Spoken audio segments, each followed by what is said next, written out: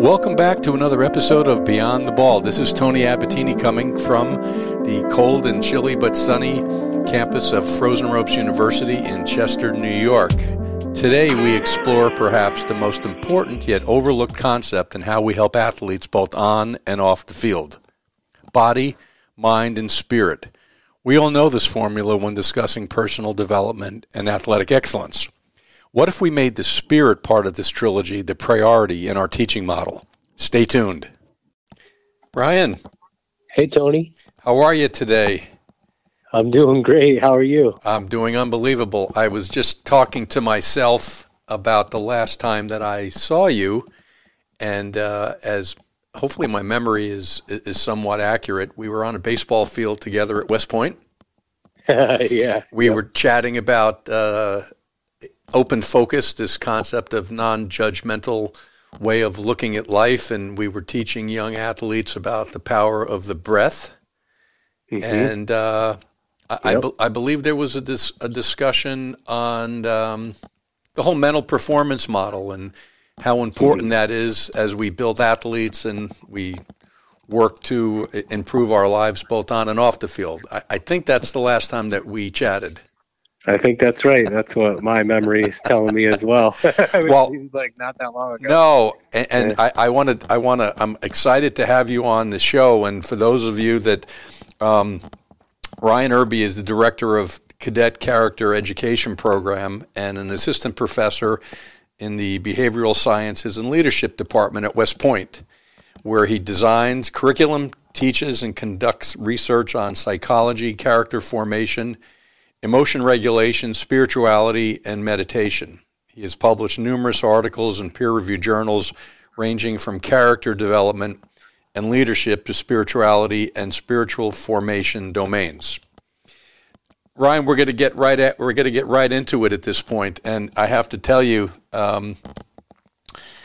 what triggered a reconnect with you and I'm looking for great articles and reading about this concept of spirituality and what that actually means in the mental health education, mental performance model. And just as a backdrop,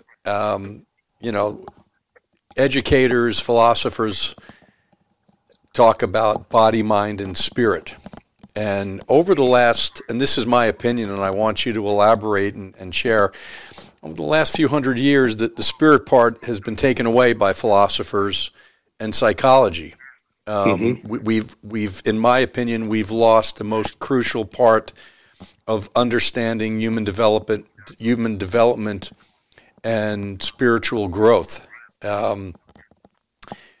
When athletes, in particular, are asked about what's important for their performance, both on and off the field. Right, we understand how important it is for them to be physically strong. We understand the power and the danger of the human mind, how thoughts and emotions on some levels are the greatest gift that we have, and in other situations, it is the beginning of so much turmoil and unhappiness and anxiety. And so, why is it? And why is it that traditional mental health has looked at spirituality as not important, not needed, and has, in a sense, missing out on the most important component of the healing process for athletes? I think that's really, I'd like to just get your take on why has there been this abandonment of spirituality in health education? Yeah, I just appreciate you asking this question. I love talking about it, so I'm happy to discuss it. I mean, I think, Tony, you and I could probably talk for hours on this particular topic. No doubt.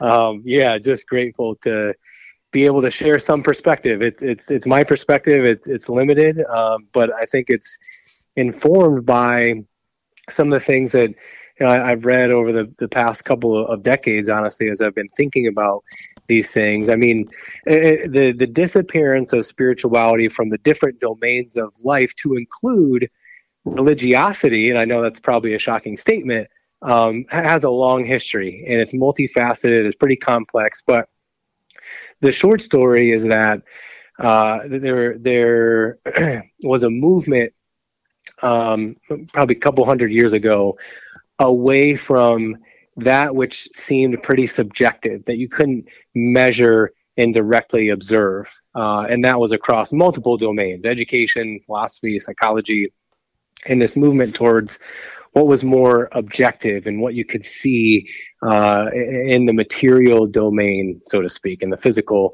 domain. Now, those domains are important, as you and I know very well.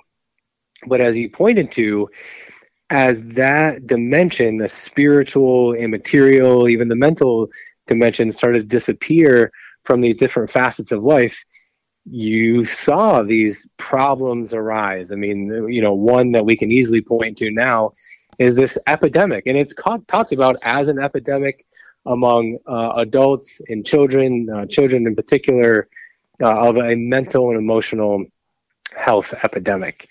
And I wouldn't say necessarily that we could attribute all of that as a cause to the disappearance of spirituality and faith and religious traditions and those kinds of things. But I think there's some good evidence that's a pretty big cause. And so, again, as we moved away from those things, we've seen some real issues and deficits arise. And fortunately, conversations like this are an attempt to, and I think are making progress towards bringing it back into the mainstream of these different domains. And I'll just say I've been encouraged by, for example, the American Psychological Association and other organizations like the Society for Child Research and Development, Society for Research and Adolescence. At their conferences and the journals that they publish, there are whole sections where this conversation is happening. They're starting to talk about spirituality again. They recognize that we can't ignore this. And when you look at the empirical research that supports its benefit, when people talk about these things, when people incorporate these things and pay attention to them, those benefits we can no longer ignore. So I'm encouraged that we're having this conversation, that other domains, other entities are having this conversation as well. Ryan, I can say that our society, and you mentioned children, and obviously a lot of the work that I do on our campus at Frozen Ropes University, and really just talking with college athletes and players and even professional players, they're lost.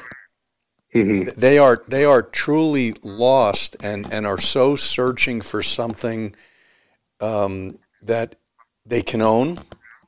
I think many times just simply defining spirituality. At times when I'm on different campuses, I sometimes become guarded in, yes, I believe in God, and I am a Christian, and I pray, and I meditate, and I believe that perfect love drives out fear, right? John 4:18. Yet you don't know as a teacher and as an educator how that message will resonate. And so if you could define spirituality for those that are looking for what I believe is the ultimate tool, and how that is traditionally different from religion, because I think that's really where once the students, the teachers, the educators, the counselors have a better understanding on what spirituality is, to some extent, they'll be much more inclined to share and build and talk about the components of spirituality. Mm-hmm. Yeah, this is a great question and one that I've been thinking about a lot and have been pursuing and trying to just do my own study on. And so the way that I define spirituality, and there's a lot of different definitions out there, as you alluded to earlier, different ways of thinking about it. One piece of evidence around that, so there's a new book coming out with ways to measure spirituality and religion. And this book has 300 different measures that are used to measure spirituality and religion. And so I just bring that up as a way to say that there's a lot of different ways out there to think about these things. But one definition that I've landed on more recently is that spirituality is the pursuit of and connection to that which is most deeply meaningful to a person, which could be the sacred. You could think about that as the sacred, God, a higher power, virtue, anything that a person deems as deeply meaningful, their core values, their core beliefs. And the pursuit of that and the connection to that gives shape, direction, and purpose to life. And oftentimes when you look at these definitions, you'll see a number of different things talked about in there. Like I said, core values, pursuing God, higher power, purpose, and meaning. And so what I've tried to do is to bring those things together. So again, the pursuit of and the connection to that which is most deeply meaningful, person's core values, again, the sacred, could be a higher power, could be God.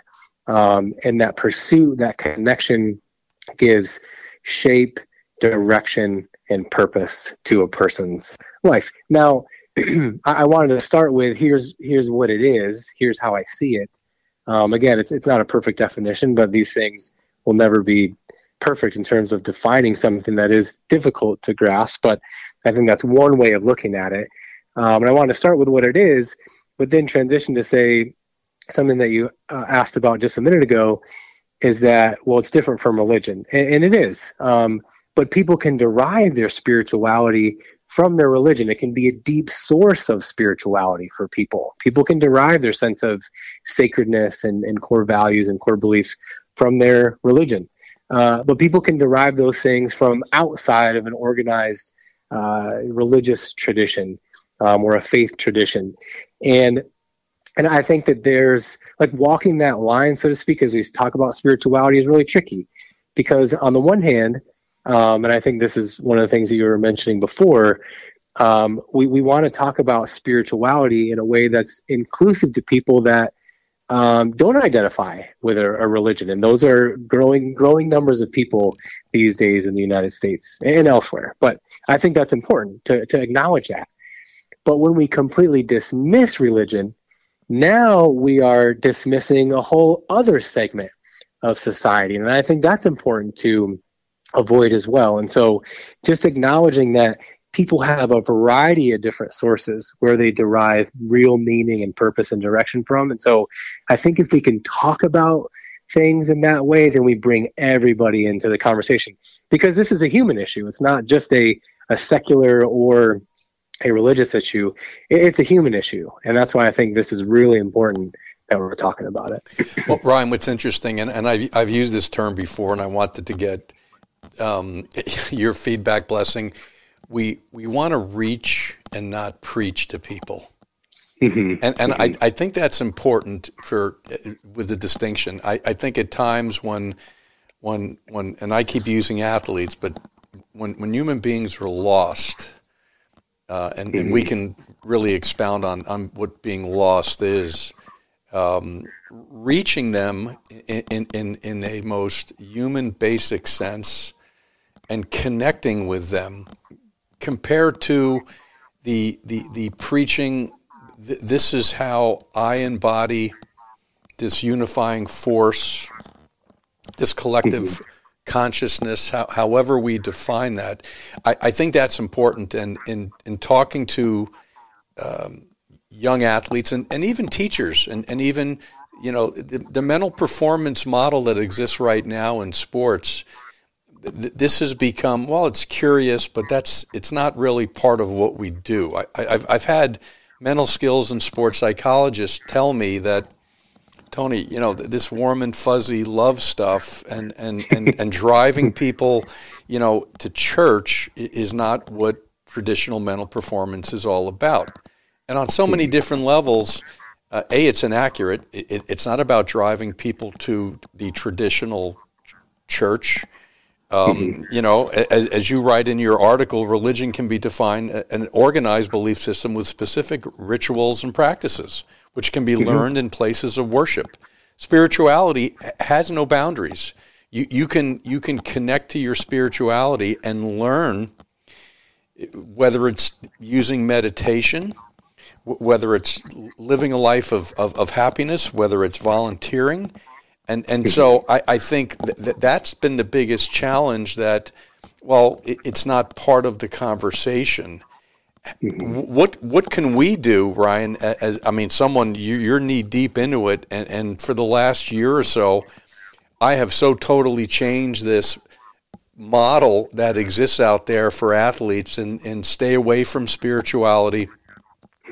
Let's just keep talking about the mind and thoughts and feelings and all things that are relevant for performance, both on and off the field. But the spirituality piece, it's so needed, as we said before.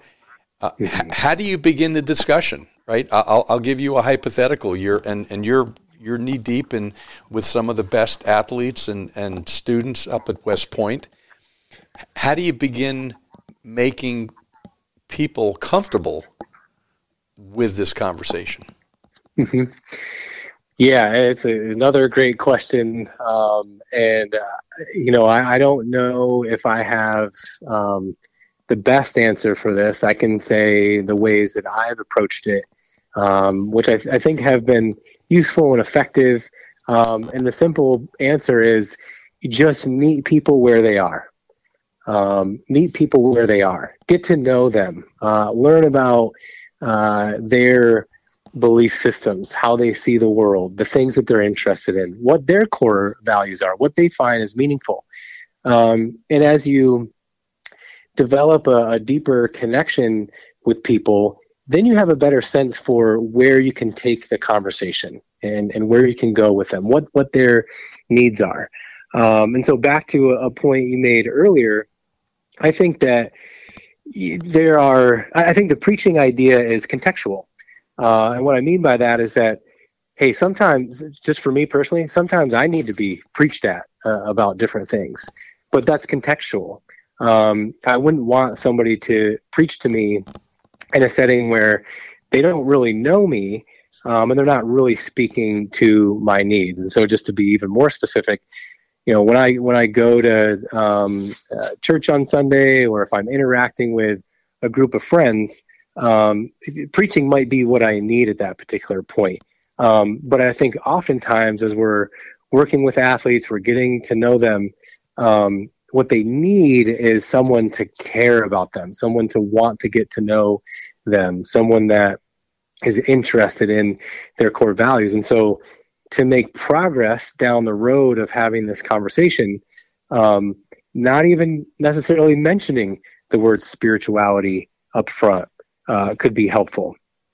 Just talking about the aspects of spirituality that everyone intuitively recognizes as being important for life. Like I said, core values, what's most meaningful to people. People have a sense that that's important. And so when you can start having the conversation around that, and then perhaps down the road, again, this is the contextual aspect, that might be the time to then bring in the language of spirituality and even have a conversation about religion, if it's relevant, or if the person brings it up and it seems like they would be interested in that kind of thing, if it would be helpful. But I think the short answer is meet people where they are.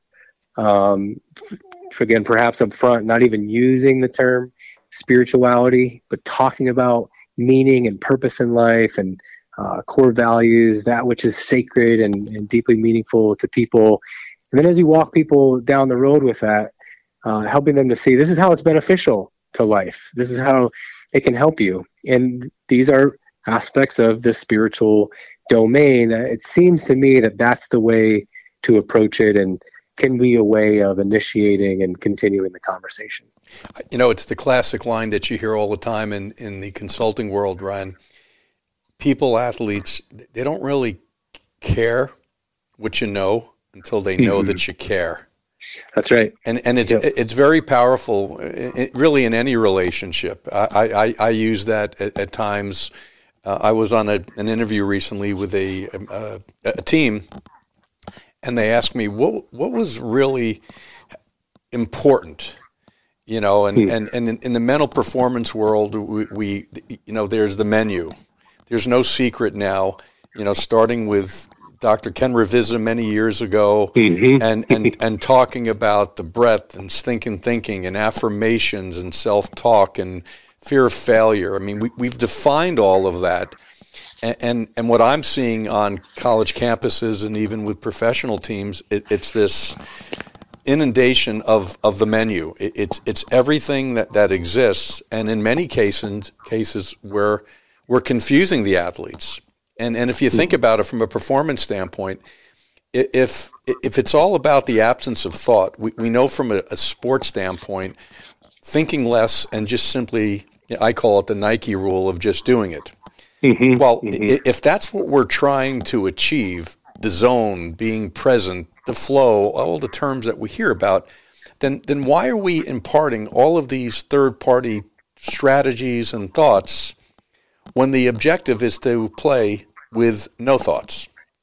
and you get that, and people say, well, Tony, that's not really being mindful. And that's a term that I know I use a lot. I think there's a place for talking about mindfulness. But how about this one, Ryan? How about when we're talking about athletes? I want them to be mindless, right? And in traditional sports, like mindless is the ego. It's not caring. Well, I don't think that's the case. We want to be less mindful, and to stay consistent to this conversation, we just simply want to be more real. And just simply stay connected to the world in this component of it. So I think the spirituality is just a term that has existed for years, but it really comes into if you play and live in a state of being spiritual. And I'm looking. Michael Singer has some great books that he's written. The Untethered Soul. If you haven't read it before, Ryan, tremendous. I mean, really, really good. And one of the chapters, The Loving Eyes of God, he talks about what does it feel like to identify more with spirit than with form. You used to walk around feeling anxiety and tension. Now you walk around feeling love. You just feel love for no reason. Your backdrop is love. Your backdrop is openness, beauty, and appreciation. And to finish the quote, you do this not by reaching for spirit, but by letting go of the rest. And I think that is so powerful that we keep searching for this place of bliss, this place of happiness. The sports psychologists are always talking about the zone, and we need to find it. Well, you know what, Ryan? Newsflash. It exists. It's our natural state. Maybe we should stop looking for something that for the most part sits within our soul and heart all day, all time, and just simply let go of the other stuff. Your thoughts on that? Yeah, I think it's a good point. I think it's an important point, and I know from my own experience, when I've pursued things that resonate with who I am and my authentic self, and it's connected to something that I deeply care about, actually, and is part of a bigger purpose, I can much more easily get into the zone and flow and all these things that we talk about in sports psychology. But back to this sort of organizing definition of spirituality, the sense of the sacred of things that are meaningful. I think when we can connect with those things and sport as a vehicle for that, I think that's important. And so, you mentioned Ken Ravizza earlier. So he wrote an article that I had just come across a couple years ago, a philosophical construct, a framework for performance enhancement. And so he's got, a number of different strategies that he highlights in there that he uses. And one thing that he talks about later in the article is this idea of establishing a mission and this overarching mission. And how your sport performance, or really any performance, fits into that, and then approaching each day and each practice with some goals, but that connect you with this higher sense of meaning, higher sense of purpose beyond the sport. And I found that just for me in life, when I can connect with those things, when I can remind myself, this is why I'm doing what I'm doing, and it's deeply meaningful for these particular reasons, I can get into those things that you mentioned. I can just more easily be. Now, I don't know for me that that's always the state that I want to be in or should expect to be in, because sometimes, I do need to put in some thought into this new skill that I'm developing, or this new habit that I'm working on. Sometimes there's some thought that needs to take place there, but over time, then I can be more likely to get into flow and into the zone. But especially when it connects to this sort of higher sense of purpose and meaning in life. And I think Revisit would agree with this. We need to be careful that we're not making sport or any performance facet like the most important thing in our life. It's a facet. It's something that we should care about. But if it's the thing in our life that we care about, then we can set ourselves up for, failure or shortcoming, something along those lines. But I think that's the way to think about it. I think you're right. As you talk about thinking less and just being as we play. Well, it's interesting. If we look for purpose, we gain better perspective. And perspective certainly is a major concept when talking to athletes. You play baseball. Baseball doesn't play you. You have a life outside of the sport. And to your point about really understanding who am I, and who am I in the context of this universe and the relationship that you have with this unifying force, we'll call it, or the divine, it gives so much better perspective. And from a performance standpoint, once you realize that whether it's going 0 for 4 or not having a good game, your purpose in life and the perspective that provides makes it so much easier, as Ken would say, to flush the toilet or let it go. And it's interesting. You mentioned Ken. I'm showing my age, Ryan. Ken and I would spend time in California at Long Beach State, and then I would invite him to New York, and I would show him, or I would introduce him to some real Italian wine that he loved and I enjoyed doing, with drinking and whatnot. And I'll send you the article that Ken and I wrote together. And that'd be great. I was probably one of the few people that said to him, "Oh, it had to be in the early 90s. Ken, you know what? I think you're full of poops about the stuff you talk about." And he laughed. He said, "Tony, only guys from New York would talk that way." And I said, well, wait a minute.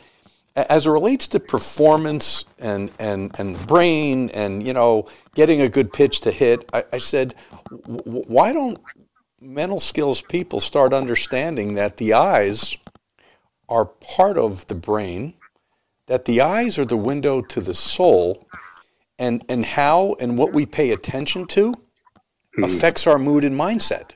And he looked at me and said, you might be right. And I said, well, Ken, I don't want to be right. I said, I think somewhere in between, from a consulting teaching standpoint, we always go to the back of the brain where thought and emotions and feelings are. Why don't we spend more time with people, with athletes that live, play, and train in the visual world?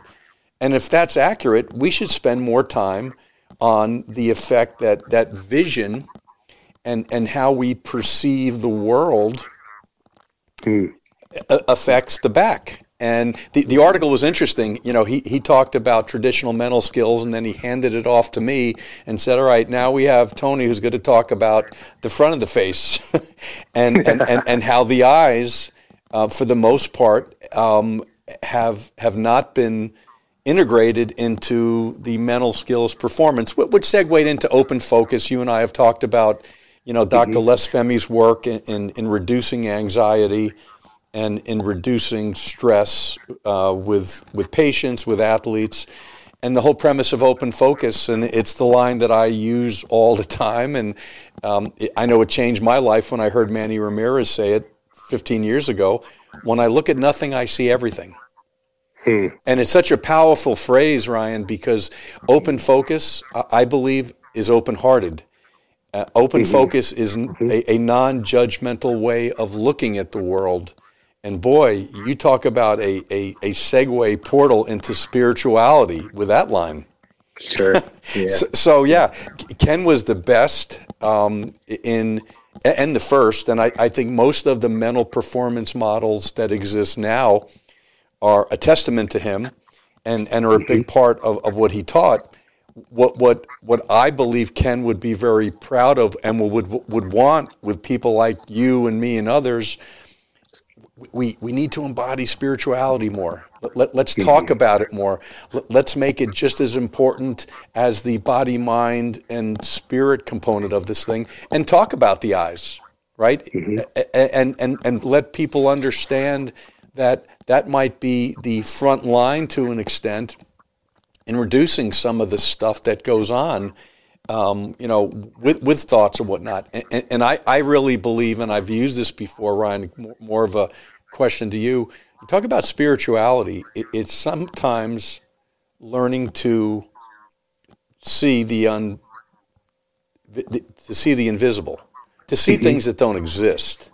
Yeah, that's a big part of spirituality, and this whole concept of open focus really is getting athletes, getting people to understand the beauty of space, right? That how comfortable it is. It's why when we go outside and we feel so good, we feel so connected to the universe because of all of this great space that we're entrenched in. And we know from a physiological standpoint that any time that the brain has the opportunity to immerse itself in space, it is a tremendous, I call it's a vacation, right? Alpha waves, brainwave frequencies go down. You are truly in this state of bliss zone, however you want to call it, by being curious and being in better space. And I've really, I didn't realize that open focus that Dr. Femi talked about, years ago when I went down there and begged him to be in the class because I wasn't an MD or a PhD. I just had the damn JD, and he said, well, that's close enough. I guess you can be in the class. But sure. It probably for another conversation, but using our visual system and how we look at the world as a gateway to spirituality.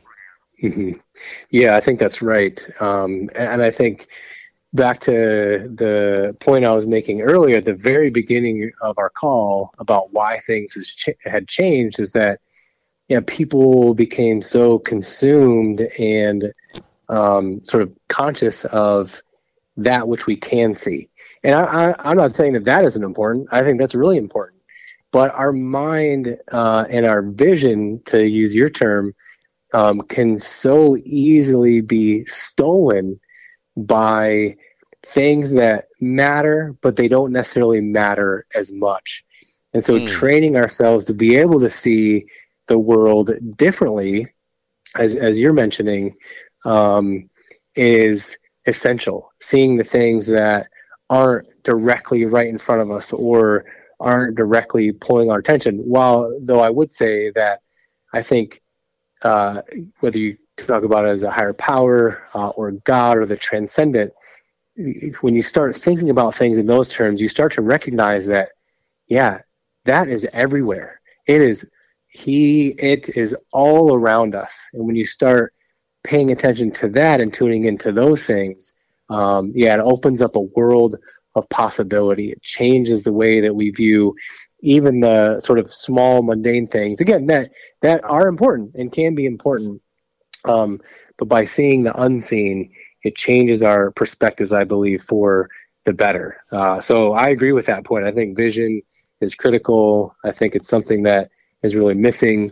That as we continue to have these conversations, it's going to help people in multiple domains of life just to live holistically. I love how you describe that, Ryan. I had an athlete about a month ago, and we were talking about space, and this whole conversation of when I look at nothing, I see everything.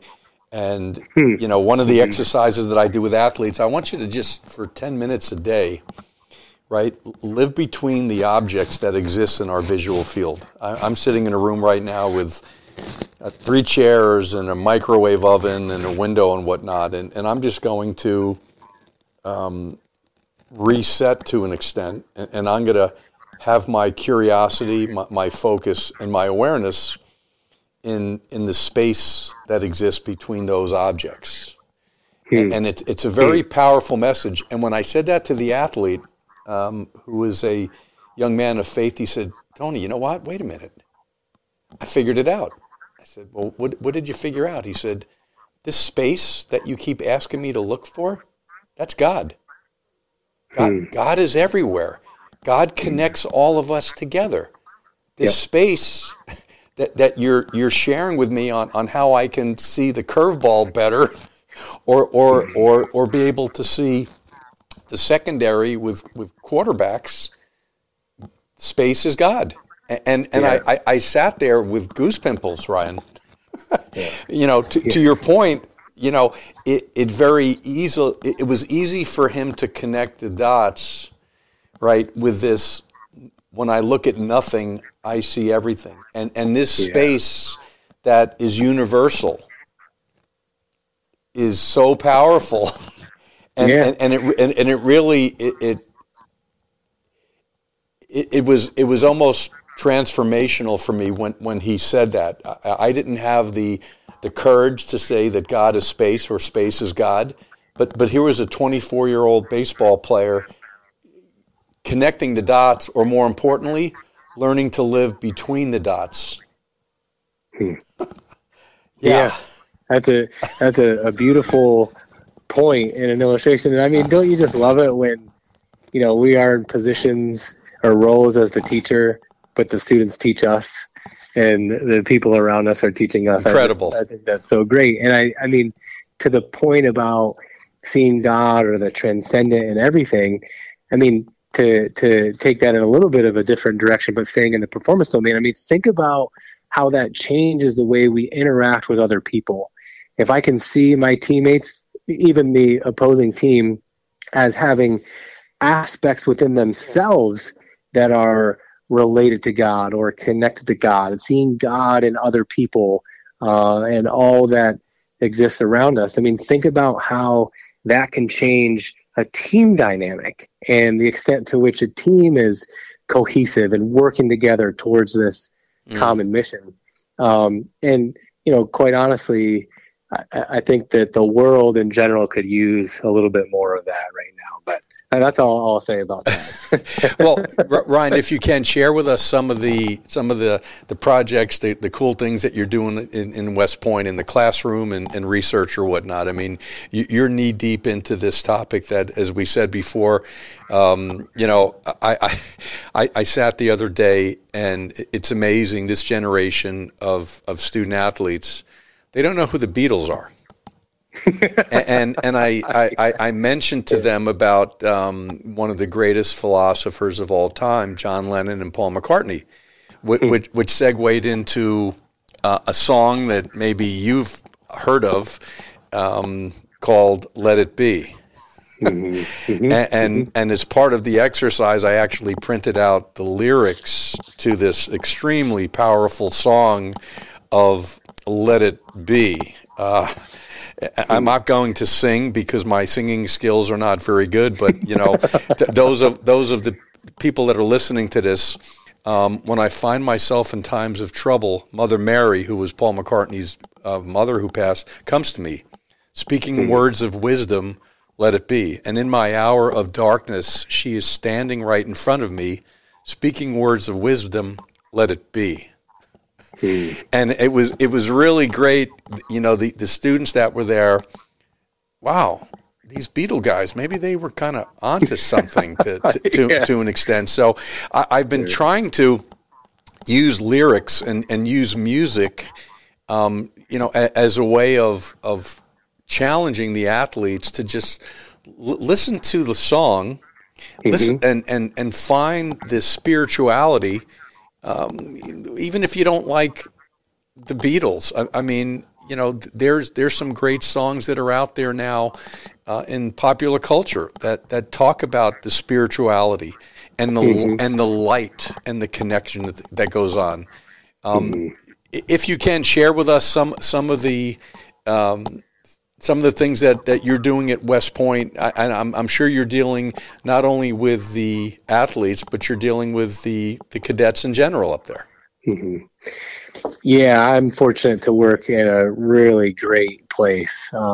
West Point is just it's a phenomenal place to be across the board. The cadets are wonderful, the officers, the people I work with, faculty. It's just a really great place to be. So I feel very fortunate to be here and get to do the work that I get to do. And so one of the things that came out of some of the work that we're doing at West Point, which I'll talk about in just a second, is this connection between a process of emotion regulation that I call emotional integration. Those aren't my words. Those are scholars' words. They're much more scholarly than me, but this idea of emotional integration. And so the idea with that style of emotion regulation is, as an emotional experience comes up, whether positive or negative, recognizing that we become emotional when something meaningful, something of value, or some goal is being engaged, whether, again, positive or negative. And so when an emotion arises, rather than trying to dismiss it, get rid of it, or just being overwhelmed by it, exploring it and asking those questions. What goal or value is being engaged here? And what's the path forward for me to live more spiritually, but in line with or consistent with what my big goals and my big values are? And so the article actually just came out today. So it's called Emotional Integration and Spiritual Formation, Integrating Emotions into the Formation of the Spirit. And so I talk about how our emotions can be windows into what our values are and how we can explore those to align ourselves with our larger goals and values. And so some of the work that we've done here with cadets include looking at emotional integration and the ways that connects with well-being, a sense of empathy, performance, especially as it relates to GPA, their MD grade. And we looked at some of the things that may contribute to emotional integration, including our beliefs about our emotions. Do we believe that our emotions are useful, positive, and negative? Do our interactions with our parental figures, has that contributed to emotional integration? And then practices like mindfulness meditation or meditation more broadly, perhaps those that has contributed to the development of emotional integration. And we found really significant correlations replicated actually in 2 studies around those things that I mentioned. So it looks like for West Point cadets, father warmth, it predicts the style of emotion regulation, and meditation does in a couple of our studies. And our second study, emotion beliefs, so just the belief that emotions are useful, promotes the sense of emotional integration. And that correlates with and predicts well-being, empathy, and performance, both their GPAs and MD grades. And so now I'm working with some psychologists out at Stanford. So they have an emotion regulation lab, psychophysiology lab run by James Gross, who's probably the leading scholar on emotion regulation. And then Dr. David Priest, who's working with him now in his lab. We've been collaborating on some of these projects, and now we're getting ready to launch another project to look at these things, to look at spirituality and how that might contribute, and perhaps look at these aspects of emotional integration and regulation among senior leaders and seeing some connections that we can make there. And then also continuing to look at the cadet population. There's opportunities to look at these abilities and these variables at other service institutions as well. And so we're starting to think about those things and kind of dream up that project and which is, to me, is really exciting. So those are some of the bigger things that we're working on, especially that relates to this conversation. So I appreciate you asking about that. Well, again, I could talk about these all that's day. awesome. Well, I have two follow-up and last questions. That article that you made reference to, is it out for the public to read yet? I'm going to post it today, actually. So okay, it's out through the Journal of Spiritual Formation and Soul Care, but I'll be posting it so people can take a look. Well, I'm going to ask you as a favor to send it to me when you can do that. Number one, because I'm sitting here with my mouth open saying, how cool is that? Sure, I'd be happy to. Yeah, I think secondly, we need to have you on again. I think you're right. We're just now scratching the surface. You know, the audience for this podcast are parents, Ryan. They're teachers.